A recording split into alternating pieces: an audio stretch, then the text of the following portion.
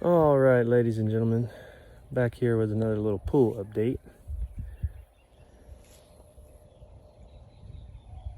All right, so here's an update on the pool.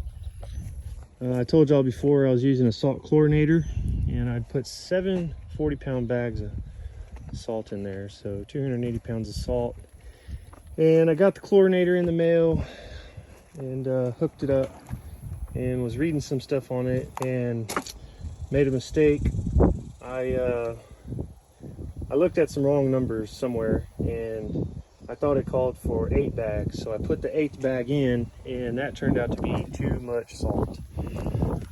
So I tried running it a few times and it always comes on high salt. It did run a little bit because you can see it's been 11 days since my last video and the water's still pretty clear. It is really dirty on bottom because I still haven't got a vacuum, but I just ordered a vacuum and got one in the mail. And unfortunately, way out here in the country where I live, none of the pool people around here will come clean it for me. They just say, no, you're too far, which I'm really not that far from town, only like about 15 miles or so.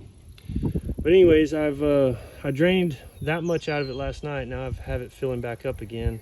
I kind of been draining and filling some, but this is probably the most I've done yet.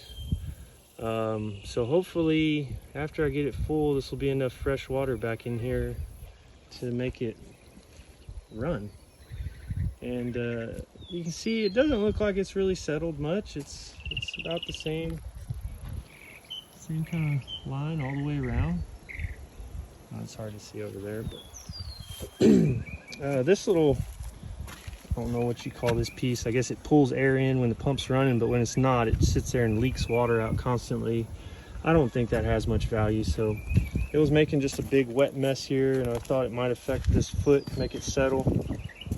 So I just put that little cap on it.